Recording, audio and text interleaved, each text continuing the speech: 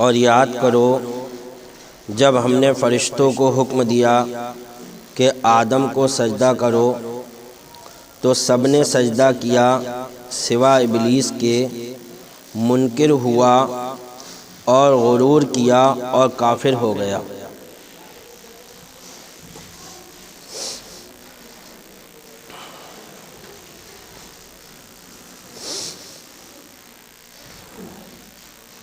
یعنی جب آدم علیہ السلام کا علم تمام پر ظاہر ہو گیا تو تمام فرشتوں کو، جن میں شیطان بھی رہتا تھا، حکم ہوا کہ تم سب کے سب آدم علیہ السلام کو تعظیمی سجدہ کرو۔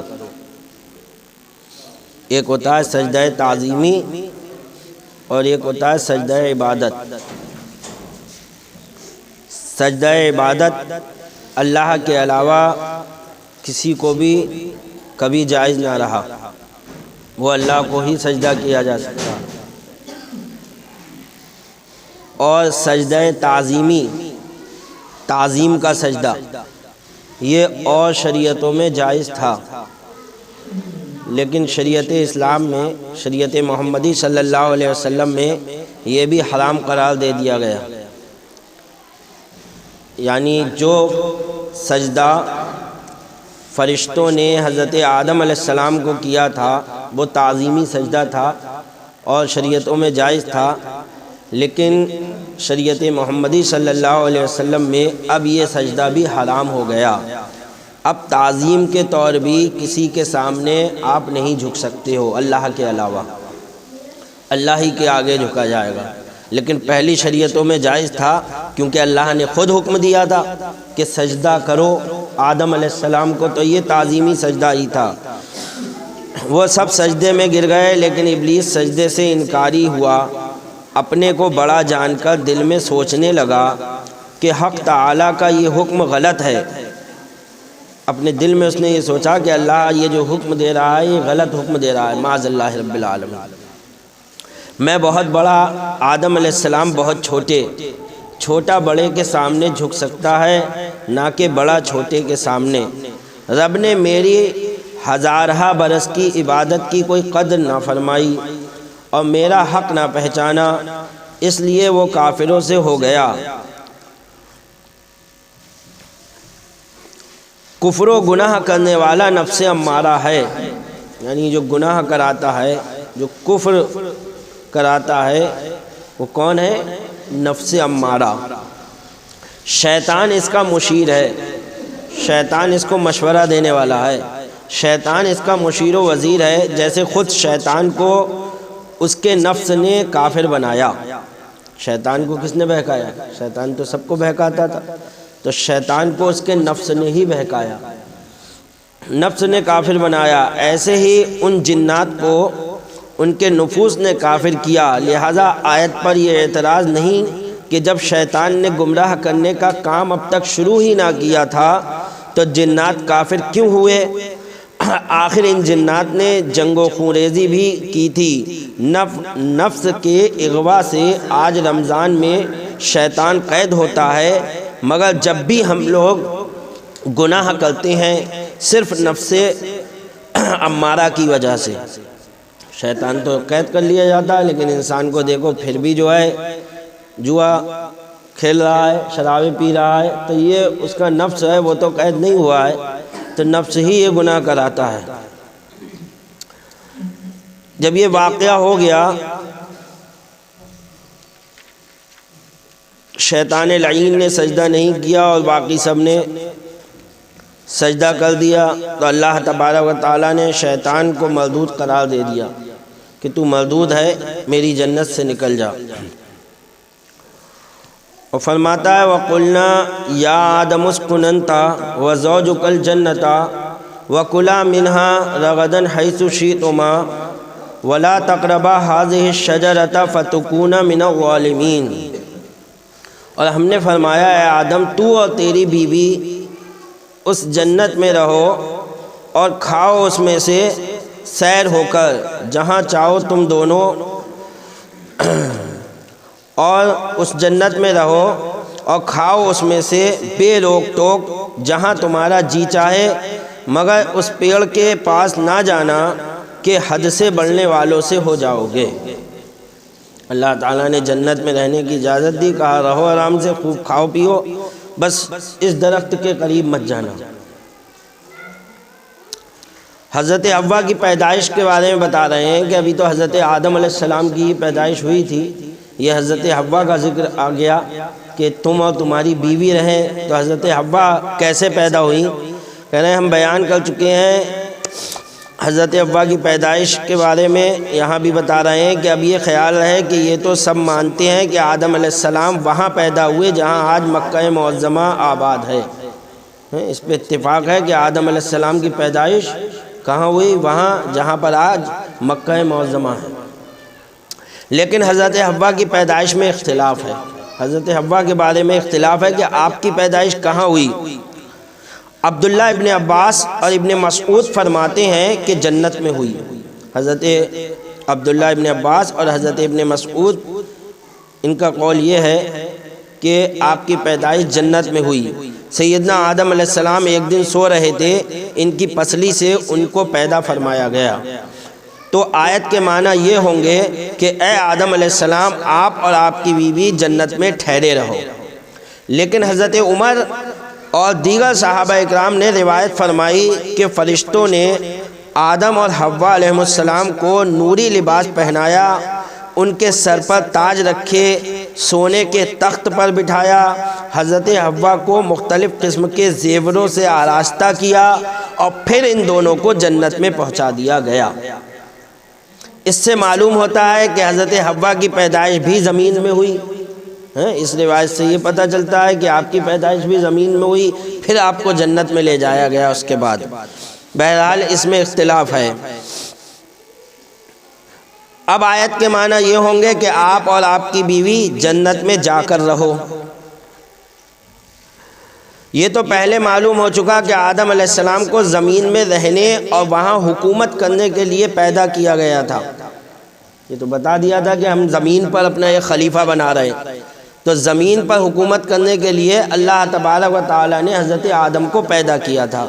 یہ جو کچھ اب تک ہوا تھا ان کی خلافت ہی کا پیش خیمہ تھا، لہذا جب کہ آدم علیہ السلام کے سر پر دستار خلافت بن چکی اور سارے فرشتوں نے نذرانہ سجود پیش کر کے وفاداری کا حلف دے دیا، تو رب نے ان سے فرمایا کہ اے آدم، تم اور تمہاری بیوی بہشت میں رہو، وہاں تمہیں کوئی روک ٹوک نہیں، جو جی چاہو خوب کھاؤ اور جہاں چاہو سیر و تفریح کرو، تمہیں ہر چیز کی اجازت تو ہے، مگر اس درخت، یعنی وہ درخت یا تو گیہوں کا تھا یا انجیر کا یا انگور کا یا کوئی اور خاص درخت، اس میں بھی کئی قول ہیں۔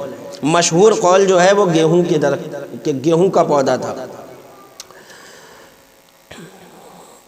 اس درخت کے پاس تک نہ جانا، یعنی کھانا تو کیا اس کا خیال تک نہ کرنا، اور جو ایسا کرو گے تو یاد رکھنا کہ خرابی میں پڑ جاؤ گے اور اس سے تمہارے اوپر آفت آ جائے گی۔ خیال رہے کہ آدم علیہ السلام کو کچھ روز کے لیے جنت میں رکھنے کی چند حکمتیں تھیں، جبکہ اللہ تبارک و تعالیٰ نے زمین پر خلیفہ بنانے کے لیے حضرت آدم کو پیدا فرمایا، تو جنت میں لے ہی کیوں گیا؟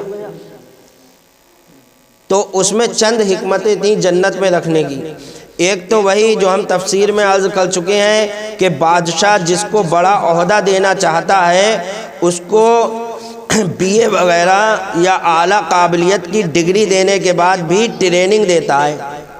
ٹریننگ ضروری ہوتی ہے، بغیر ٹریننگ کے کوئی کام صحیح طور پر آدمی نہیں کر پاتا ہے، کتنا ہی پڑھ لے، علم الگ چیز ہے اور پریکٹیکل الگ چیز ہے، پریکٹیکل ہونا ضروری ہے۔ تو ٹریننگ دیتے ہیں جس سے اس کو حکومت کرنے کا تجربہ ہو جائے۔ علم اور چیز ہے اور تجربہ دوسری چیز۔ آدم علیہ السلام نے جنت میں رہ کر وہاں کے فرشتوں پر بھی حکومت کی، تو حکومت کرنے کا تجربہ آ گیا۔ وہاں کے مکانات اور باغات کی بناوٹ بھی دیکھی، وہاں کی نعمتوں کو استعمال بھی کیا، پھر بعض چیزوں کی ممانعت بھی سن لی کہ یہ چیز کھانا ہے یہ نہیں کھانا ہے، یہ بھی پتہ چل گیا کہ ہاں یہ سب بھی ہوگا میرے ساتھ۔ پھر خطا ہو جانے پر عتاب الہی کا لطف بھی حاصل کر لیا، ایک محبوب اور پیاری چیز پا کر اس کے چھوٹ جانے کا غم بھی محسوس کر لیا۔ جنت جیسی نعمت پائی پھر وہ چھوٹی تو ایک غم بھی، اتنی پیاری نعمت ملنے کے بعد اس کے چھوٹنے کا غم، اس کا بھی احساس آپ کو ہو گیا۔ یہ سب پریکٹیکل ہو رہا ہے، تجربہ ہو رہا ہے۔ دنیا میں ان کو اور ان کی اولاد کو انہی تمام باتوں سے واسطہ پڑنا تھا، اس لیے اب جب دنیا میں تشریف لائے تو بالکل تجربہ کار اور پختہ ہو آئے، اس لیے آپ کو جنت میں رکھا گیا تھا۔ دوسرے یہ کہ رب تعالیٰ نے ان کے اور ان کی اولاد کے لیے جنت بنائی جو ان کے اصل قیام گاہ ہے۔ دنیا تو ایک عارضی جگہ اور اس کے حاصل کرنے کا ذریعہ ہے، لہٰذا ان کو جنت پہلے دکھا دی گئی تاکہ وہ اور ان کی اولاد ان نعمتوں کو دیکھ کر یا سن کر ان کے حاصل کرنے کی کوشش اور ان کے طلب سے ایک دم بھی غافل نہ رہیں۔ اس لیے کہ تمہاری تو اصل جگہ جنت ہے جو تمہیں دکھا دی گئی ہے، دنیا میں جاؤ اس جنت کا دھیان رکھنا کہ اسی جنت میں تمہیں لوٹ کر واپس آنا ہے۔ تیسری یہ کہ دنیا میں ان پر احکام ربانی بھیجے جانے والے تھے جن کے مخالفت کی وجہ سے تکلیفیں آنے والی تھیں، اس لیے یہاں ہی یہ کام کر کے ان کو دکھا دیا گیا۔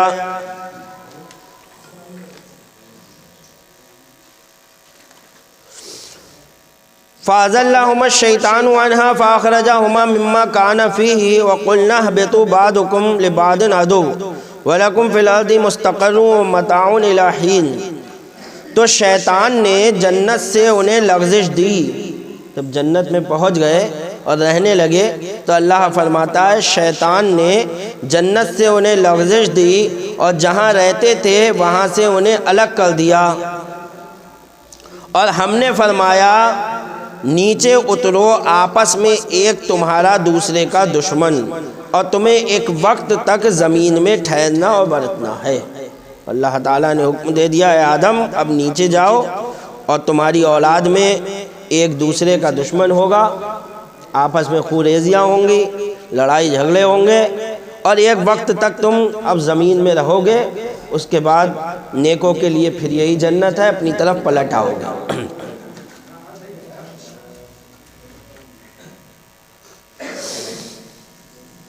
تو شیطان لعین نے آدم علیہ الصلوۃ والتسلیم کو لغزش کیسے دی، اس کا واقعہ بتا رہے ہیں کہ شیطان کے دل میں آدم علیہ السلام کی طرف سے سخت حسد پیدا ہو چکا تھا، کیونکہ انہی کی وجہ سے جنت سے نکلا تھا، اس لیے وہ ان کی اس فکر میں رہتا تھا ایک دفعہ موقع پا کر یا تو جنت میں خود پہنچا، یا اس لیے کہ اگرچہ وہ جنت سے نکالا جا چکا تھا مگر اب تک اس کا وہاں آنا جانا بند نہ ہوا تھا، اور یا اس طرح گیا کہ جنت میں مور اور سانپ نہایت خوبصورت جانور تھے، اور یہ دونوں آدم علیہ السلام کی خدمت کیا کرتے تھے۔ شیطان جنت کے دروازے کے باہر پہنچا، ادھر مور بھی دروازے جنت پر آیا تھا۔ شیطان اور مور نے آپس میں مشورہ کیا کہ کسی صورت سے آدم و حوا علیہم السلام کو دروازے جنت تک لے آنا۔ شیطان نے کہا آپ انہیں دروازے جنت تک لے آؤ، میں ضروری بات کرنا چاہتا ہوں حضرت آدم علیہ السلام سے۔ ادھر شیطان نے سانپ سے مشورہ کیا کہ تو مجھ کو منہ میں لے کر جنت کی دیوار پر اس وقت پہنچا دینا جبکہ آدم علیہ السلام دروازے پر آئے ہوئے ہوں۔ یہ تجویز طے ہونے کے بعد مور نے حضرت آدم و حوا کے سامنے ناچنا شروع کیا۔ یہ دونوں حضرات رقص کے دیکھنے میں مشغول ہوئے۔ مور ناچتے ناچتے پیچھے ہٹنے لگا، یہ دونوں صاحب اس کی طرف آگے بڑھنے لگے، یہاں تک کہ مور ناچتا ہوا دروازے جنت پر آ گیا، جس کے ساتھ ہی ساتھ یہ دونوں صاحب بھی وہاں پہنچ گئے۔ ادھر سانپ بھی تیار کھڑا تھا، شیطان کو فوراً اپنے منہ میں لے کر جنت کی دیوار تک پہنچ گیا۔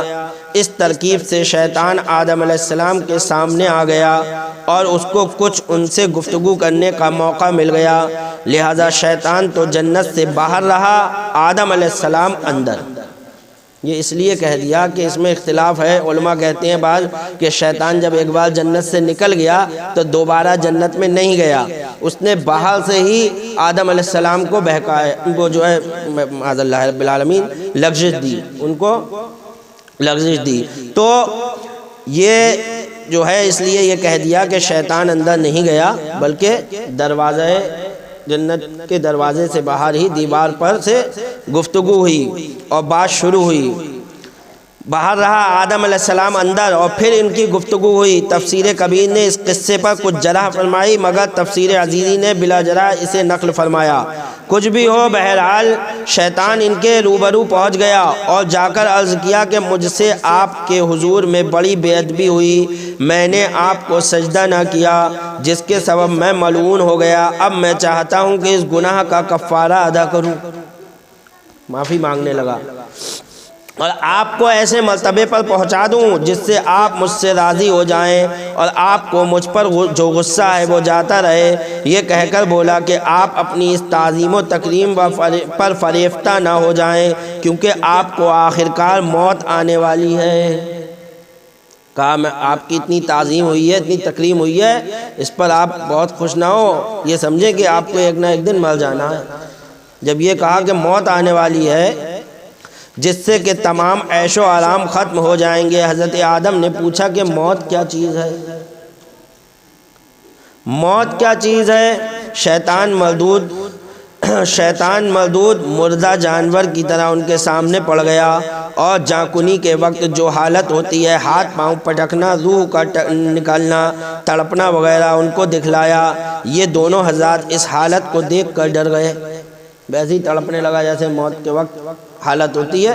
تو یہ حضرت آدم اور حضرت حوا ڈر گئے اور اس سے پوچھنے لگے کہ کیا اس موت سے بچنے کی کوئی تدبیر ہے؟ اس نے کہا کہ ہاں، میں تم کو ایسے درخت کا پتہ بتاتا ہوں کہ جو اسے کھا لے ہرگز نہ مرے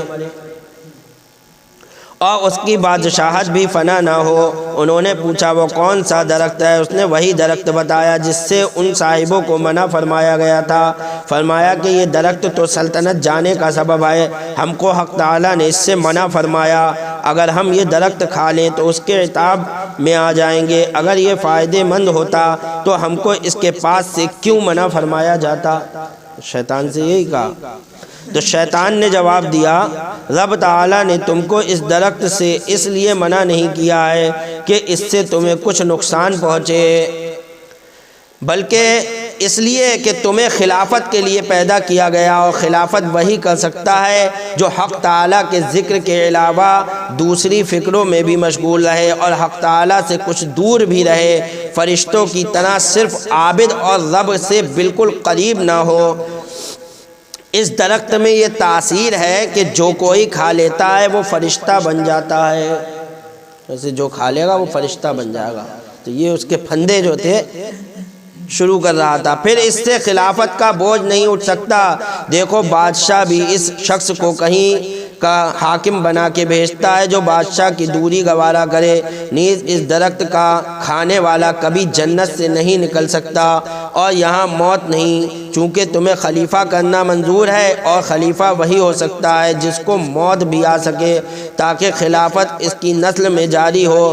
غرض کہ حق تعالیٰ کی یہ ممانعت نہیں، یہ تنزیہ ہے نہ کہ تحریمی، یعنی اللہ کی یہ جو منع فرمایا یہ نہیں ہے تم اسے کر لوگے تو تمہارے اوپر کوئی حرام کا حکم آ جائے گا کہ تم نے حرام کر لیا، اللہ کا کہا نہیں مانا، نہیں، یہ تنزیہ ہے، اللہ منع جو فرما رہا ہے نہیں۔ یہ تنزیہ کا حکم یہ ہے کہ اگر آدمی اسے کر بھی لے تو یہ نہیں کہا جائے گا کہ اس نے ناجائز و گناہ کیا، تو یہ نہیں، یہ تنزیہ ہے نہ کہ تحریمی، اور نہیں، یہ تنزیہ کی پہچان ہی یہی ہے کہ جو انسان کے دنیاوی فائدے کی خاطر کی جائے، نیز تمہیں رب نے اس کے کھانے سے منع نہیں کیا ہے۔